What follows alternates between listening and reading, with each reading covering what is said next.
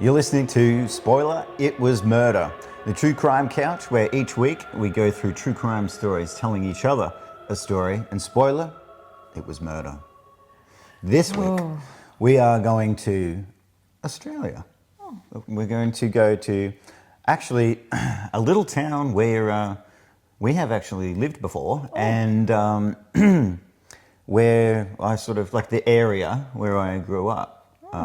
Or near where I grew up. So and this week we're going to dig into the whispers in the shadows, the ones that leave you with more questions than answers, unfortunately. But we're journeying to a place in Melbourne, Australia, Victoria, called Ferntree Gully.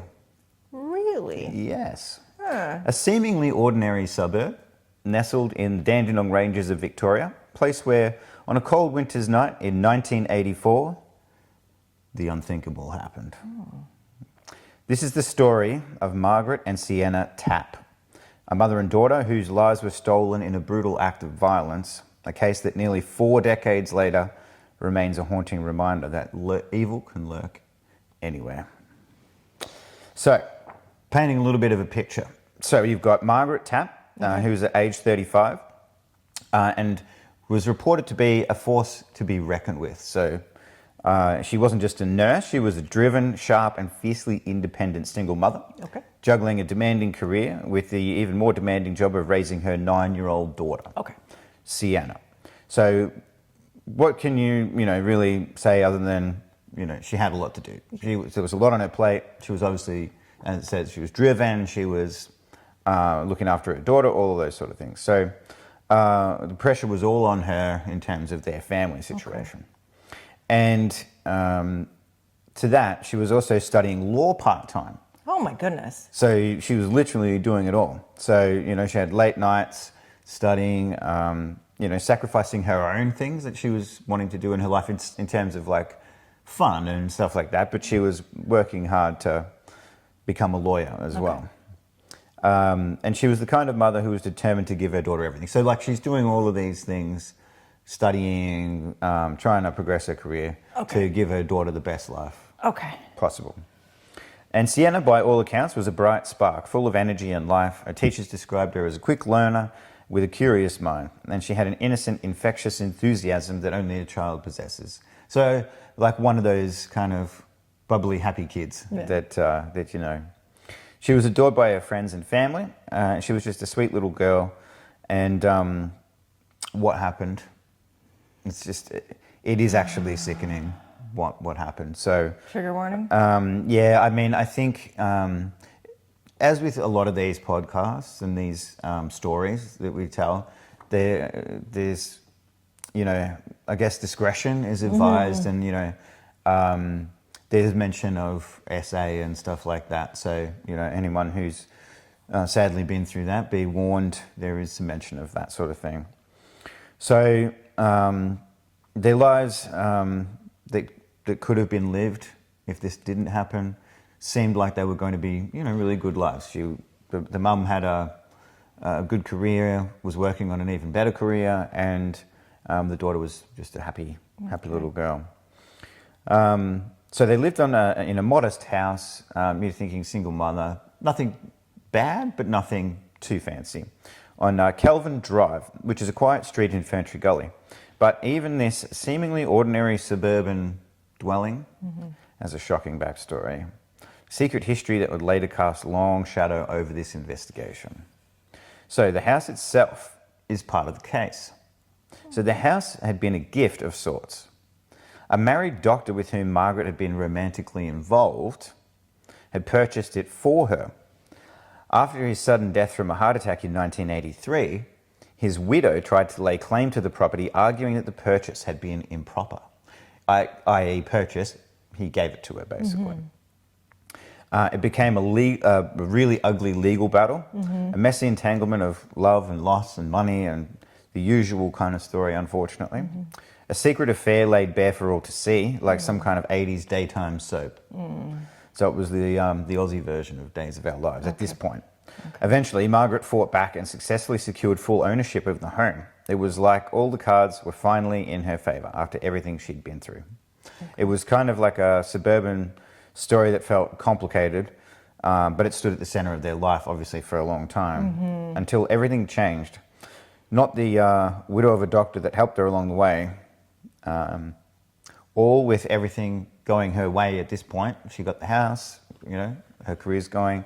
All this drama with the days of our lives was over, until there was an evening of horror.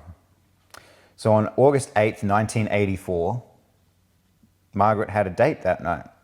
A chance for a night out, a break, and a reason to, stop all of what had been going on and kind of, start something new.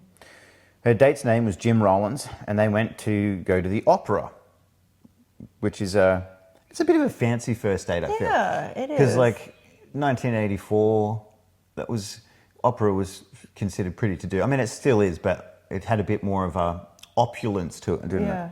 You'd have to go to the city for that, right? Yeah, I would think so. Yeah, it'd be a little bit of a trek. Yeah. So they were seeing the Phantom of the Opera that evening. Very popular. That's a good one. He was supposed to pick her up around 6 o'clock. You wouldn't think much of it. Just an exciting date planned. So Jim pulls up to the house at Kelvin Drive, and something to him was off immediately. All alone, no one there to greet him. Even worse, she was supposed to call and confirm beforehand, but no call ever happened. The house was dark, completely still, no movement inside, no lights on, although nothing to show what was to happen next. No answer at the front door when he went to knock at the front door. All of this gave the implication that no one would be home at this point. So he had a bad feeling, but he's knocking on the door, no one's answering. It just kind of feels off. Yeah. But he can't see anything to really give him an indication something's wrong at this point.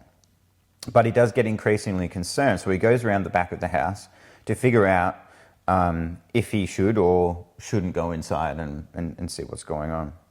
And what does he find? The back door's unlocked. As you can imagine, there was not too much damage, right? But the door was open. Okay. So there was a little bit of damage to it, but there wasn't anything like it had been kicked in or like broken down or something like that. So the door was left ajar. It had not been closed in any way, and there was seemingly no reason for it to be in that state. Like, it's just out of place. Okay. So it could indicate that there was someone trying to get in, but he didn't know at this point. So he got inside. Everything was eerily quiet, unnerving stillness, that sort of, that kind of still feeling in the air where it's kind of, something could be wrong here, like something's not right. A little too still. Right, Yeah. So he walked into Margaret's room, so that's the mum. He walked into Margaret's room, and that's where he found her. So it's hard to comprehend, like just that feeling he would have been feeling, walking in, finding her, like just, like you get that rush through your body of adrenaline and I guess, what turns into shock. But she was lying on the bed, tucked under the covers, almost like she was asleep. For just a split second, he might have felt just that little bit of relief, like, oh, she's just asleep or something like that. And maybe he'd made like this whole thing up in his mind that something was wrong and made a mistake. But then he noticed bruising around her neck, a dark, ominous discoloration against her skin, and she wasn't breathing. Then it was all confirmed. It went into being one of the scariest things you could ever heard of. Oh, no. So with this rush of terror, the sickening realization that this wasn't a peaceful scene, but something far more sinister.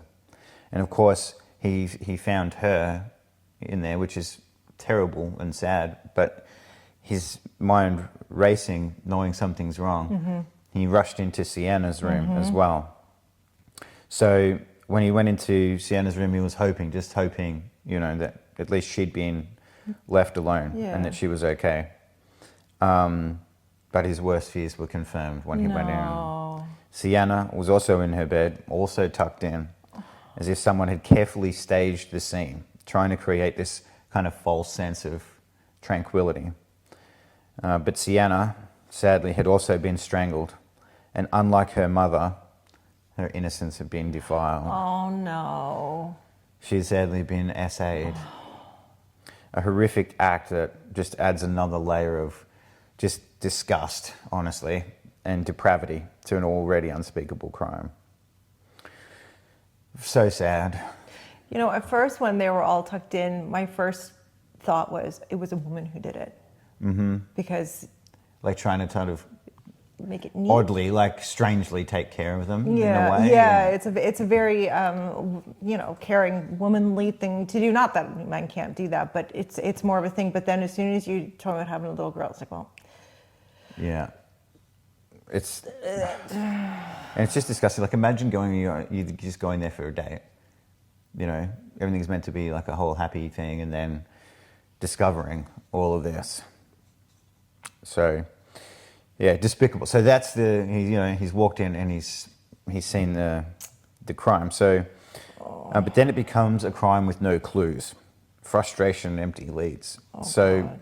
Police arrived and they were confronted with obviously horrible, but a truly perplexing crime.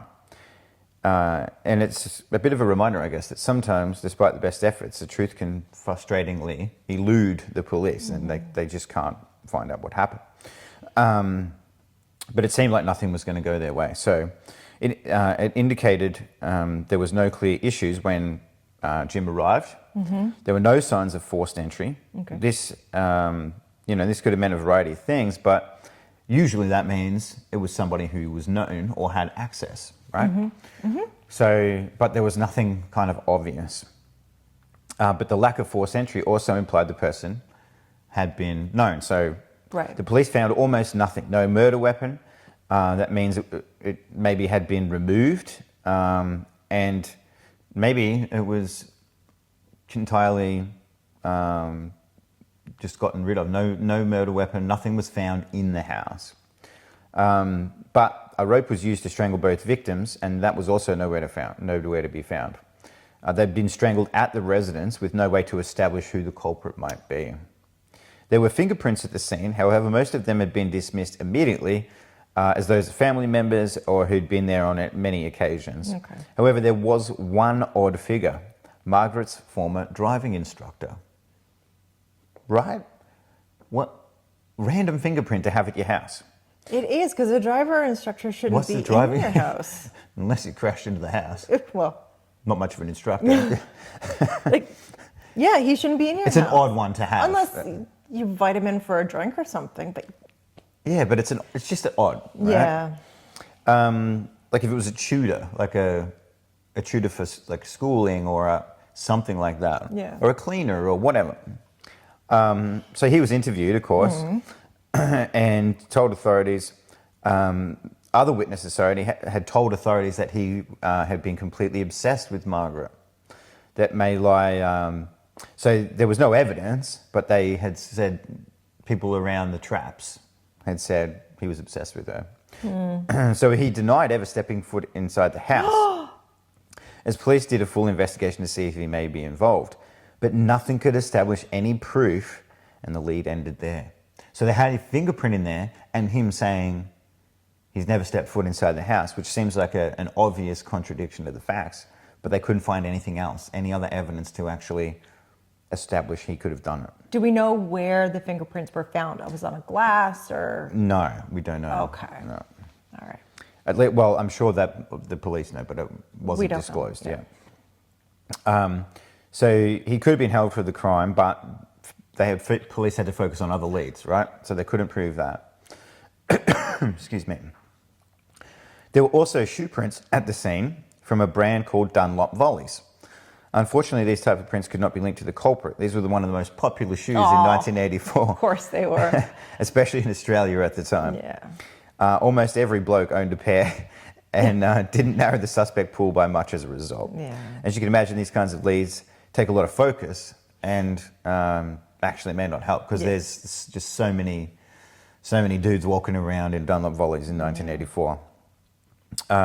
So members of the public, some neighbours, that reported hearing some strange noises around 11 p.m, a muffled scream even, which could have, and most likely was, the murders occurring, a dog barking, all these things, but what did it add up to? Seemingly nothing. The most compelling thing was a red utility vehicle, possibly a Ford, seen near the house. That vehicle was never identified and therefore dismissed. Just a utility truck. So like a truck, yeah. Like any tradie would have. Potentially, yeah. Perfect. Where it is Dunlop volleys, no doubt. Yep. Okay, so the suspects. So the police knew from the outset that Margaret's personal life would be key to unlocking this, right? So, she had some issues in the past with the getting the house, and there was no forced entry. So it makes sense. Let's look at the... No forced entry. Did someone have a key? Right. And who would have a key? So Margaret's love life was one of the keys to it, given her history and everything like that. And to put it mildly, it was complicated. So this meant that everyone was in the mix, like all these people were suspects. So the investigation quickly honed in on those who'd been closest to Margaret, those who may have held a grudge or been driven by jealousy or resentment. Former lovers, married men, jealous spouses, rejected advances, and each thread pulled a new name in the investigation. And it was investigated, followed through all these leads, but ultimately they were a waste of time. They could not find anything to tie someone to this. Her ex-husband was looked at, that's for sure. He might be the easy option with such a short amount of time, but how could it be done? Like, this is what they're trying to figure out as well. Like, when did it happen and how seemingly done so quickly? Yeah. There was also a teenager in the neighbourhood with a reputation for violence, which could also indicate that they were the culprit. Although, again, it showed they weren't related to the crime. They followed this lead through, couldn't tie that person to the crime as well. Well, the way they were left, like that takes a special kind of person to tuck you back into bed after you've done such a thing. Yeah. It takes a special kind of... Yeah. And look, there is some clear, like obvious motives there for people. Like my mind goes to the spouse, right? The spouse of her partner who gave her the house. Yes, that's where I went to. Who they had a court battle. Yeah. That's where my mind goes. Yeah.